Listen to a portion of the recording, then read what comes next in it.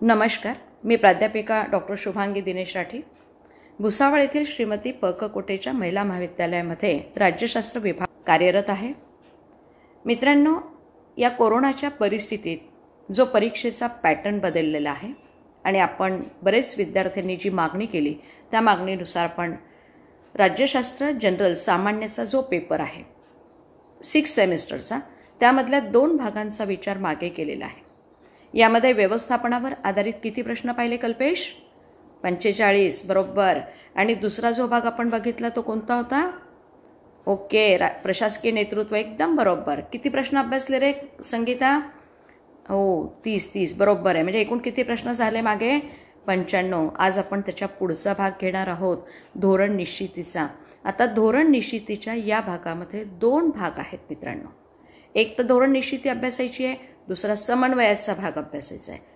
आजच्या या भागात आपण आजच्या या व्हिडिओमध्ये केवळ धोरण निश्चितीवर आधारित एकूण 20 प्रश्न, म्हणजे हा पूर्ण पार्ट आपण घेतोय धोरण निश्चितीचा, एकूण 20 प्रश्न आज आपण अभ्यासणार आहोत।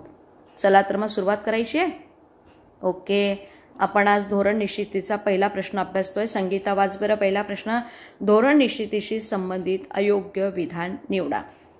यात पहिला पॉइंट आहे, प्रशासकीय कार्यात धोरण निश्चितीची प्रक्रिया कमी महत्त्वाची आहे। म्हणजे लक्षात घ्या, प्रशासकीय काम आहे, प्राचार्यांना काम करायचं आहे, धोरण निश्चित करतायत, प्रक्रिया कमी महत्त्वाची आहे, म्हणजे धोरण महत्त्वाचं नाही आहे। दुसरं आहे, धोरणामुळे निश्चित केलेले उद्दिष्ट साध्य करण्यासाठी योग्य नियोजन करता येते। म्हणजे प्राचार्यांनी धोरण ठरवलं, जे उद्दिष्ट आहे विद्यार्थी हित ते साध्य करण्यासाठी प्लॅन करता येतो। बरोबर आहे? ओके, संगीता म्हणते बरोबर आहे, हे चुकीचं आहे। पण आपण पुढचे विधानं वाचा ना बेटा। धोरणामुळे कोणते कार्य करावे आणि कोणते करू नये याविषयीची माहिती कर्मचाऱ्याला प्राप्त होते, आहे ना। धोरण ठरवलं तर कोणतं कार्य करायचं कोणतं नाही करायचं हे कर्मचाऱ्याला कळतं, हे पण विधान संगीता म्हणते बरोबर आहे। आता सुषमा तू सांग, व्यवस्थापकाला कार्य करण्यासाठी धोरण हे मार्गदर्शक ठरतात। म्हणजे आता प्राचार्यांना धोरण असेल तयार तर व्यवस्थापनाला कार्य करण्यासाठी ते मार्गदर्शक ठरतात, हे पण विधान बरोबर आहे म्हणते सरिता। ओके, मग आता मला सांगा, इथे तुम्हाला अयोग्य विधान विचारलंय ना, मग कोणतं आलं? अ म्हणतोय। ओके, बरोबर। चला मग आता दुसरा प्रश्न घ्यायचा आहे। आता दुसरा प्रश्न बघा, डॉक्टर ॲप्लबीच्या मते। आता डॉक्टर ॲप्लबीने काय सांगितलंय ते 2 विधान खाली दिले, याच्यासाठी अभ्यास लागतो बरं, मनाने नाही चालत, वाचावं लागतं। धोरण निश्चिती ही प्रशासनातील अत्यंत आवश्यक भाग आहे। आणि दुसरा पर्याय आहे, धोरण निश्चिती हा प्रशासनाचा भाग नाही। काय म्हणतोय गणेश? धोरण निश्चिती हा प्रशासनाचा भाग नाही? अरे नाही संकेत म्हणतोय धोरण निश्चिती हा प्रशासनाचा भाग आहे ना मॅडम, आत्ताच तर पाहिलं। म्हणजे खालचा पर्याय चुकीचा आहे, वरचा एकच पर्याय बरोबर। मग कोणतं उत्तर आलं रे संकेत? अ म्हणतोय। ओके, अ बरोबर आहे। यानंतरचा तिसरा प्रश्न वाचा, आहे ना। आता सलोनी तू वाच, खालील व्याख्या कोणाची ते सांगा। धोरण म्हणजे व्यवस्थापकाने स्वीकारलेला आणि अनुसरलेला प्रत्यक्ष कृती करण्याचा शाब्दिक, लेखिक आणि गर्भित मूलभूत मार्गदर्शक तत्वे आणि नियम होय। आता मला सांगा, ही व्याख्या कोणी केली आहे ना? व्याख्या केली म्हणजे एक अवतरण चिन्हात पाहिजे, बरोबर आहे। आता या अवतरण चिन्हात आपण इथे व्याख्या लिहिली, व्याख्या कोणाची आहे? आता कल्पेश नाही सांगत मनाने, आहे ना। अनिकेत व्याख्या माहिती पाहिजे, मनाने कोणाची वाक्य कोणाला देऊ नका, नाही तर तो तुमच्यावर रागवेल बरं। हां, एक तर देईल तर पूर्ण आवळा देईल, नाही तर भोपळा देऊन टाकेल, चालेल ना। आता इथेही लक्षात घ्या, ही व्याख्या माहीत नसेल तर दुसऱ्या नंबरचा जो पर्याय आहे ना, ही जॉर्ज टेरीची आहे, डिमॉकची नाही, यांची आहे, ॲप्लबीची नाही, सेक्लर हडसनची पण नाही। म्हणजे इथे पर्याय कोणता आला? 2। ओके, चला पुढचा प्रश्न घ्या। राज्याचे ध्येय साध्य करण्यासाठी प्रथम खालीलपैकी कोणती बाब आवश्यक आहे? लक्षात घ्या, सरकार आहे, राज्य आहे, राज्याला ध्येय साध्य करायचं आहे। प्रथम खालीलपैकी म्हणजे सर्वात फर्स्ट, म्हणजे इथे विचारलंय प्रथम खालीलपैकी कोणती बाब आवश्यक आहे। आता पहिल्यांदा तुम्ही कृती कराल का, कामाला लागाल का, आधी मार्गदर्शन कराल का, की आधी धोरण ठरवाल, की आधी समन्वय साधाल? काय म्हणतो अनिकेत? ओ बरोबर। काय म्हणते सायली सांगते बरोबर। काय म्हणते मॅडम? धोरण निश्चित करा आधी धोरण निश्चित केलं तर मग कृती करू, कृती असेल तर मार्गदर्शन करतील व्यवस्थापक, मग ते समन्वय साधतील. म्हणून इथे पर्याय क्रमांक कोणता आला? क. आता लक्षात घ्या, धोरणाशी संबंधित खालीलपैकी अयोग्य विधान निवडा. आता परीक्षा आली जवळ, परीक्षेचा प्लॅन तुम्ही तयार करताय, पॉलिसी ठरवताय ना, मी किती दिवस कोणत्या विषयाला देऊ. आता संबंधित खालीलपैकी अयोग्य विचारलंय बेटा, योग्य नाही. याच्यातनं एक चुकीचा पर्याय निवडा. आता एक वाच आहे ना, सलोनी वाचते. व्यापक ध्येय साध्य करण्यासाठी निश्चित असे धोरण ठरवावे लागते. म्हणजे तुमचं ध्येय व्यापक आहे, ते साध्य करायचं आहे, त्यासाठी निश्चित धोरण ठरवावं लागेल. हे विधान सलोनी म्हणते बरोबर आहे. ओके, आता तू सांग पूनम. धोरण हे मूलभूत ध्येयाशी निगडीत असते आहे ना, तुमचं मूलभूत ध्येय आहे त्याच्याशी धोरण निगडीत असते. ममता म्हणते मॅडम हे बरोबर आहे. बरं, तू सांगते तर बरोबर. आता राष्ट्रीय उद्दिष्ट साध्य करण्यासाठी धोरण निश्चित ही महत्त्वाची प्रक्रिया आहे. ममता म्हणते मॅडम राष्ट्राचं उद्दिष्ट आहे, ते साध्य करायचं आहे, त्यासाठी धोरण ही महत्त्वाची प्रक्रिया आहेच ना. हे पण बरोबर आहे. मग आता इथे शेवटचा पर्याय वाचा. आधी वाचल्याशिवाय ठरवायचं नाही. शेवटचं वाचा. धोरण निश्चितीमुळे ध्येयांना अमूर्त स्वरूप देण्याचे कार्य केले जाते. मॅडम अमूर्त म्हणजे जे दिसत नाही. अरे आपल्याला मूर्त स्वरूप आहे, आपण कृती करणार आहे. म्हणजे हे विधान अमूर्त आल्यामुळे चुकीचं आहे. हेच जर इथे मूर्त आलं असतं तर बरोबर होतं आहे ना. सलोनी सांगते हे मॅडम चुकीचं विधान आहे. म्हणून उत्तर काय आलं बेटा? अयोग्य विधान कोणतं आलं? ड. कारण तुम्हाला काय विचारलं होतं? अयोग्य विधान. म्हणून ड हे उत्तर इथे बरोबर आहे. ओके, पुढचा प्रश्न घ्या 6 नंबरचा. ध्येय प्राप्तीसाठी कोणती टिंब उपयुक्त ठरेल हे प्रथम निश्चित करावे लागते. ममता काय म्हणते? ममता ध्येय प्राप्तीसाठी कोणती उपयुक्त ठरेल? युक्ती. ओके, तुझी युक्ती कामाची येईल की शक्ती? अगं ध्येय प्राप्त करायचं आहे, नुसती युक्ती करून काही उपयोग आहे का? आता परीक्षा आहे आलेली, ध्येय तुमचं प्राप्त करायचं, चांगल्या मार्कांनी पास व्हायचं आहे ना. युक्ती केली नाही चालणार, शक्ती केली नाही चालणार, नाही ना. मग कृती केली तर म्हणे आधी अभ्यास करावा लागेल, कृती करावी लागेल, आणि मग भक्ती म्हणजे देवाकडे प्रार्थना करून पास व्हाल का बेटा?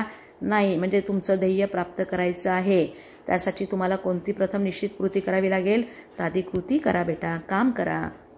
काम करताना युक्ती येईल, मग शक्ती मिळेल, आणि मग तुमच्यावर लोक भक्ती ठेवतील. ओके, 7वा बघा. इथे 7व्यामध्ये दिलंय प्रशासन ही ध्येय प्राप्तीची टिंब प्रक्रिया आहे.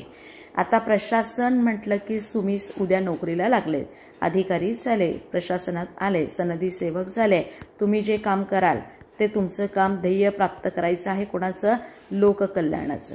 आता असं लक्षात घ्या की लोककल्याणाचं ध्येय तुम्हाला साध्य करायचं आहे. मग लोककल्याणाच्या ध्येयासाठी तुम्ही जे कृत्य करणार आहात ते कृत्य वैयक्तिक आहे का बेटा? आहे ना, एकटे काम कराल का? आता केंद्र दिल्ली टू गल्ली सगळं एकटं काम करतोय म्हणतोय? नाही रे राजा, आहे ना राजेश, शक्य आहे का? सगळं एकट्याला तुला करणं शक्य नाही, म्हणजे हे येणार नाही. मग सांघिक कार्य म्हणजे सगळे मिळून काम करणार, म्हणजे काम लवकर होईल. म्हणजे वरून दिल्लीपासून गल्लीपर्यंत सगळे मिळून एकच काम करू, नोटाबंदीचा. ओके, चालेल, तर ध्येय प्राप्त झालं. एकाकी एकटे करू शकत नाही. केंद्रित एकाच ठिकाणी सगळे अधिकार नाही शक्य रे बेटा. सगळे अधिकार एकच तू वापरले तर तू कोणाला काम सांगशील? प्रशासन चालवायचंय, पूर्ण सरकार नोटाबंदीचं काम तू एकाच ठिकाणी करून नाही चालणार. तुला सगळ्या बँकेच्या मॅनेजरला सांगावं लागेल हे काम सांघिक आहे बेटा. लोकांनाही सांगावं लागेल नोटा जुन्या आणून जमा करा. बरोबर आहे ना. मग प्रशासन ही ध्येयप्राप्तीची कशी प्रक्रिया आहे? सांघिक. हे लक्षात घ्यायचं. एकटा व्यक्ती काम करू शकत नाही. महाविद्यालयाचे प्राचार्य प्रशासन करतात. हे प्रशासन ते एकटे करतात का? नाही. हे मागे आपण अभ्यासल्या नेतृत्वामध्ये हे काम सांघिक आहे, सगळे मिळून करायचं असतं. आज विद्यापीठाच्या परीक्षा सगळे मिळून घेणार आहे, एकटे घेणार का? नाही. पुढचा प्रश्न घ्या बेटा. यानंतरचा प्रश्न आहे 8 नंबरचा. देशातील लोककल्याणाचे ध्येय साध्य करण्यापूर्वी खालीलपैकी कोणाला धोरण निश्चिती करणे आवश्यक असते? आता कोण धोरण निश्चिती करतो? देशाचं कल्याण करायचंय, ध्येय साध्य करायची आहे, पक्ष करेल का? चला, म्हणून इथे पर्याय क्रमांक कोणता येईल? दुसरा ब. म्हणजे देशातील लोककल्याणाचे ध्येय साध्य करण्यापूर्वी खालीलपैकी राज्याला आधी धोरण निश्चित करावं लागतं. धोरण पक्ष नाही ठरवत, दबावगट प्रेशर टाकतो फक्त, जनता मागणी करते. ओके, म्हणजे इथे राज्याला धोरण निश्चित करावं लागतं. आपण पाहतो ना, सरकार धोरण निश्चित करतो आधी आणि मग त्या धोरणाची अंमलबजावणी होते. निश्चित समजलं ना बेटा योगेश? ओके, चला प्रश्न क्रमांक 9 घेऊया. अमेरिकेचे माजी राष्ट्राध्यक्ष वुड्रो विल्सनच्या विचारातील खालीलपैकी कोणते विधान चुकीचे आहे ते शोधा. नेहा सांग. अ, धोरण आणि प्रशासन या दोन गोष्टी वेगवेगळ्या आहेत. ब मध्ये काय म्हटलंय? प्रशासन धोरण ठरविण्याचे कार्य करतात तर शासन धोरणांची अंमलबजावणी करतात. आणि तिसरा आहे, धोरण निश्चित झाले की राजकारण संपते, तेथून प्रशासनाचे कार्य सुरू होते. चौथा काय दिलाय? धोरण आणि राजकारण यांचा जवळचा संबंध आहे. नेहा कन्फ्यूज झाली ना? किती विचार. आता वुड्रो विल्सनने काय सांगितलं तुला माहिती नाही म्हणते. अगं बेटा नाही पण माहिती आहे. तर इथे विधान वाचले की लगेच लक्षात येईल. आता इथे ते काय म्हणतात? धोरण आणि प्रशासन या दोन गोष्टी वेगळ्या आहेत. हे थोड्या वेळासाठी तुला वाटतं बरोबर आहे. चला ठीक आहे. पण आता प्रशासन धोरण ठरविण्याचे कार्य करतात आणि शासन धोरणाची अंमलबजावणी करतात. हे असं वाक्य आहे का? धोरण कोण ठरवतं? शासन. आणि अंमलबजावणी कोण करतं? प्रशासन. म्हणजे हे विधान चुकीचे आहे. तुम्हाला विधान चुकीचे विचारले तरी पण खालचा विचार करा. धोरण निश्चित झाले की राजकारण संपते, आहे ना? आपण पॉलिसी ठरवेपर्यंत लोक राजकारण करतील, प्रेशर आणतील, सरकारवर दबाव टाकतील. हे राजकारण कुठपर्यंत चालतं? धोरण ठरवेपर्यंत. सरकार धोरण ठरवत नाही तोपर्यंत लोक प्रेशर टाकतात दबाव गटाचे. पक्षाला वाटतं हे आपलं काम झालं पाहिजे. आणि जिथे धोरण एकदा निश्चित झालं आहे ना की तिथनं प्रशासनाचं काम सुरू होतं अंमलबजावणी करण्याचं. त्यामुळे हेही विधान बरोबर आहे. त्यानंतर धोरण आणि राजकारण यांचा जवळचा संबंध आहे असं विधान वुड्रो विल्सनने केलं आहे. कारण जिथे धोरण आहे तिथे राजकारण येणार. तर सांगा बरं, तीन सगळे विचार खालचे बरोबर आहे. एक विचार चुकीचा कोणता म्हटला ग नेहा? ब बरोबर आहे. म्हणजे इथे ब हे पर्याय चुकीचा आहे. ओके, चला आता पूजा तू वाच. धोरण आणि प्रशासन ही राजकारणाची जुळी मुले आहेत. हे विधान कोणाचे? म्हणजे धोरण आणि प्रशासन ही राजकारणाची जुळी मुले आहेत. म्हणजे एकमेकांना सोडून नाही राहू शकत. हे विधान कोणाचं आहे सांगू शकाल? ते माहिती असावं लागतं बेटा. पुस्तक वाचावं लागतं. मनाने आता विचार नाही टाकता येणार ना. पीटर ओर्डगार्डचा विचार आहे हा. ओके, ब्राउनलो नाही, LD व्हाईट नाही, गुडनो नाही. पीटर ओर्डगार्ड यांनी मांडलेला हा विचार आहे. यानंतरचा पुढचा घ्या प्रश्न 11वा. खालीलपैकी कोणत्या विचारवंतांनी धोरण आणि प्रशासन यात फरक मांडलेला नाही? म्हणजे बघा इथे आपण म्हणतो धोरण आणि प्रशासन आहे ना. धोरण आणि प्रशासन यात फरक आहे असं काही विचारवंत मानतात. म्हणजे हे दोन्ही वेगळे आहेत. काही म्हणतात हे दोन्ही एकच आहे. आता इथे त्यांनी काय म्हटलं? यात फरक मांडलेला नाही. आता फरक ज्यांनी मांडलेला नाही याच्यात एक विचारवंत आहे.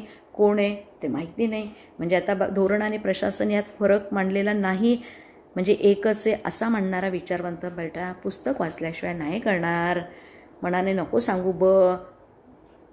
ब म्हणतोय. तुझं उत्तर एकदम बरोबर आहे पण हे वाचावं लागेल बरं. मनाने नाही सांगणार.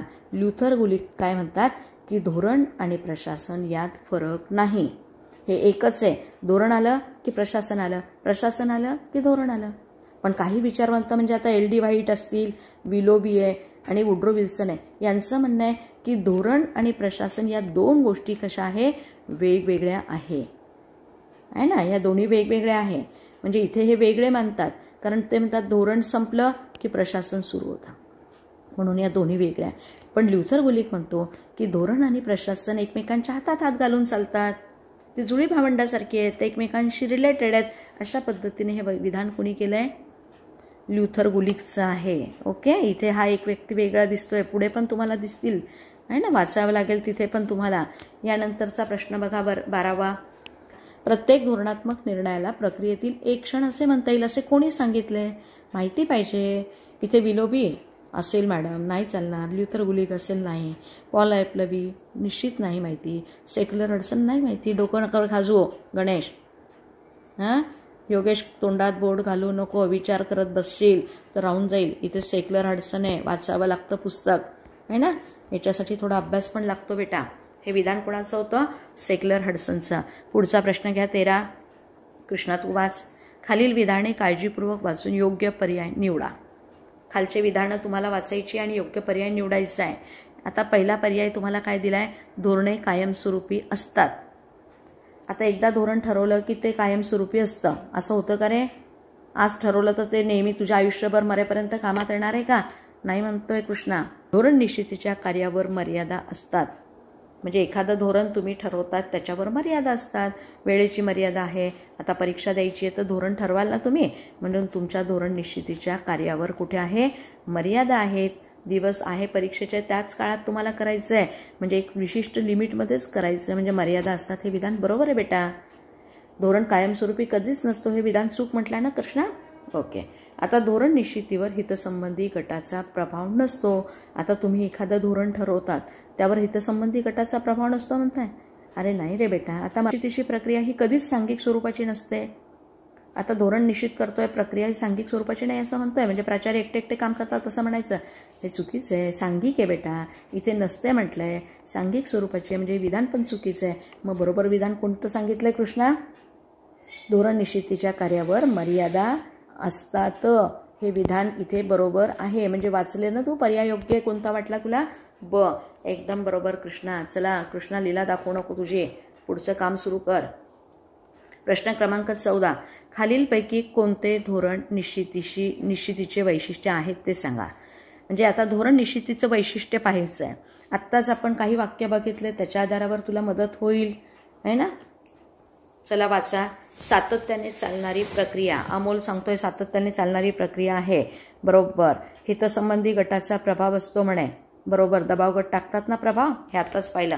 वैयक्तिक कार्य. हे वैयक्तिक कार्य असू शकत नाही ना मॅडम, एकटे नाही करू शकत कोणी. धोरण निश्चितीच्या मर्यादा असतात, हे पण बरोबर आहे. आत्ताच पाहिलं की कोणतंही धोरण ठरवलं तर त्याला मर्यादा येतात. किती दिवसात केलं पाहिजे, कसं केलं पाहिजे, साधनं किती आहेत, है ना? सगळ्या मर्यादा विचारात घ्याव्या लागतात. मग इथे पर्याय कोणता आला रे बेटा? वैशिष्ट्य आहेत ते सांगा. म्हणजे इथे वैशिष्ट्य कोणतं होतं? सातत्याने चालणारी प्रक्रिया, हितसंबंधी गटाचा प्रभाव, आणि हे 1, 2 आणि 4. पहा कुठे? क. बरोबर. 1, 2, 4 क मध्ये आहे. म्हणजे 14चं उत्तर काय आलंय? क. ओके. भारतात धोरण निश्चितीची प्रक्रिया पुढीलपैकी कोणत्या घटकाद्वारे होते? है ना? धोरण निश्चितीची प्रक्रिया कोणत्या घटकाद्वारे होते? आता इथे तुम्हाला 4 पर्याय दिले. आता आपल्या भारतामध्ये आपण कोणतेही धोरण जेव्हा ठरवतो तेव्हा संविधानाचा वापर करतोय म्हणतात, आहे ना? करतात म्हणतात. चला, हे बरोबर आहे. मग आता सांग, ज्ञानेश्वर, कायदेमंडळ धोरण ठरवतात का? हो मॅडम, आपल्या भारताची संसद धोरण ठरवते म्हणतात. न्यायमंडळ धोरण ठरवत नाही. अरे बेटा, संसदेने कायदा जर एखादा केला आणि तो चुकीचा असेल तर त्या ठिकाणी त्यांना न्यायालयीन पुनर्विलोकनाच्या अधिकारात देतात ना ते, की हे चुकीचं आहे म्हणून. हो. नंतर सनदी सेवक सुद्धा धोरण निश्चितीच्या प्रक्रियेत येतात ना, कारण सनदी सेवक धोरण निश्चिती. आता बेटा मला सांग, तुझ्या गावचा सरपंच निवडून आला, त्याला मागच्या सरकारने काय केलं माहिती आहे का? सगळे कागदपत्र तुमच्याकडच्या ग्रामसेवकाकडे. ग्रामसेवक म्हणजे सनदी सेवक आहे. मग ग्रामसेवक त्यांना माहिती देतो की नाही? माहिती देतो, त्याच्यानंतर सल्ला देतो, है ना? आणि त्यांनी धोरण ठरवल्यावर ते अंमलात पण आणतो. म्हणजे इथे या धोरण निश्चितीच्या प्रक्रियेत सल्ला देणं, मार्गदर्शन करणं काम हे सनदी सेवकांचं आहे. मुख्यमंत्र्याला सचिव मदत करतात, पंतप्रधानाला सचिव मदत करतात. 4ही घटक महत्त्वाचे आहेत असं कोण म्हणतोय? ओके. सारंग सांगतोय सगळे बरोबर आहे मॅडम. ड पर्याय येईल. पूजा लगेच घाई करतोय. ठीक आहे पूजा, वरील पर्याय योग्य आहे, बरोबर आहे तुझं. 16वा प्रश्न घ्यायचा आहे. भारतीय संविधानाच्या कोणत्या भागात राज्याच्या धोरणाची मार्गदर्शक तत्वे देण्यात आली आहे? अभ्यास केला होता ना मागच्या वर्षी, आहे ना, FYला? चला, 3ऱ्या भागात काय दिलंय रे? म्हणे मूलभूत हक्क दिले, म्हणजे हे नाही येणार रे भाऊ. 4 मध्ये काय आहे? मार्गदर्शक तत्वे 4 मध्ये कलम 36 ते 51 आठवतं मला.